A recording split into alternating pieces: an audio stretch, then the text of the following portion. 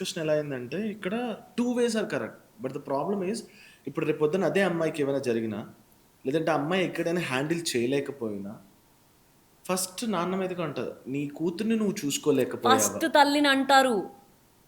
తల్లి చెంప పగిలిద్ది. నువ్వు నాకు నచ్చావు సినిమా ఉంది. అవును. చూద్దాం. Example, just example. పెళ్ళికి తయారైన ఆర్తి అగర్వాల్ ఇంట్లో ఎవరితో మాట్లాడుతుంది, ఎవరితో టైం గడుపుతుంది తెలీదా అని తల్లి చెంప పగలగొడతాడు ప్రకాష్ రాజ్ ఆ సీన్‌లో. ఎందుకు? తల్లొక్కతే పెంచిందా పిల్లల్ని? తండ్రి పెంచడా? పెంచకూడదా? కానీ అసలు తల్లిదండ్రులు వినే మాటల్లో ఉన్న స్టేజ్‌లో పిల్లలు ఎక్కడున్నారబ్బా? ఎక్కడున్నారసల?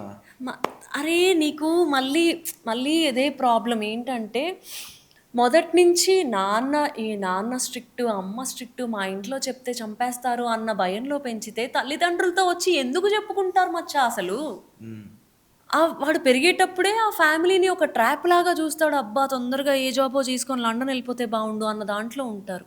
ఆడపిల్లలైతే తొందరగా పెళ్లి చేసుకొని ఎళ్ళిపోతే బావుండు. సేఫ్ స్పేస్ తల్లిదండ్రులే ప్రొవైడ్ చేయకపోతే తిరిగి ఇంటికి రావాలి అని ఎప్పుడు అనిపిస్తుంది? సమస్యొచ్చినప్పుడు ఇప్పుడు మనం ఉన్నాం అబ్బా! నువ్వు నేనే ఉన్నాము. అరే! కింద పడ్డాను. పరిగెట్టుకుంటూ అమ్మ దగ్గరికెళ్తే అమ్మ పసుపు పెడుతుంది, అమ్మ టాబ్లెట్ ఏస్తుంది అనిపిస్తుందా? ఆ అమ్మకు తెలిస్తే కోటింగ్ ఇస్తది అనిపిస్తుందా? కోటింగ్ ఇస్తదనిపిస్తది. సేఫ్ స్పేస్ ప్రొవైడ్ చేయాలి గదా! మనం ఫస్ట్ టైమ్ కింద పడ్డప్పుడు అమ్మొచ్చి, "అయ్యో! నాన్న కింద పడ్డావా? పడితే పడ్డావులే తగ్గిపోతుందిలే నాన్న" అని ఆయింట్‌మెంట్ పెట్టుంటే, రెండోసారి కింద పడ్డప్పుడు మనం పరిగెట్టుకుంటూ అమ్మ దగ్గరికెళ్తాం. కానీ అమ్మ మనని పిచ్చకొట్టు కొట్టేది ఎందుకంటే రెండోసారి పడకుండానే ఉండాలి అని. మనిషి జీవితం పడకుండా ఎలా బతుకుతామబ్బా? హ్మ్. తప్పు చేయకుండా ఎలా బతుకుతాం అసలు మనుషులం మనం?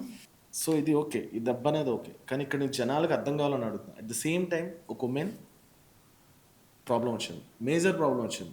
Something happened. బట్ ఆ అమ్మాయి మేబీ అక్కడ రాంగ్ మెన్ అయ్యుండొచ్చు, రాంగ్ సొసైటీ అయ్యుండొచ్చు. కానీ ఆ అమ్మాయి వచ్చి పేరెంట్స్‌తో చెప్పుకోవడానికి భయమేస్తది. ఎందుకు? నాకిలా ఒక అబ్బాయి ప్రాబ్లమ్ చేశాడని చెప్పుకోలేదు. చెప్తే నువ్వే ఏదో చేసుంటావు. సో, దానివల్లే అబ్బాయి లీనియన్స్ తీసుకున్నాడని. ఎగ్జాక్ట్‌లీ. పేరెంట్స్ మైండ్‌సెట్ గదా! ఆడపిల్లల విషయంలో మారాల్సింది. పేరెంట్స్ మైండ్‌సెట్ మారాలంటే మళ్ళీ ప్రాబ్లమ్ ఎక్కడ? స్ట్రక్చరల్ పవర్ పాలిటిక్స్ కాదా?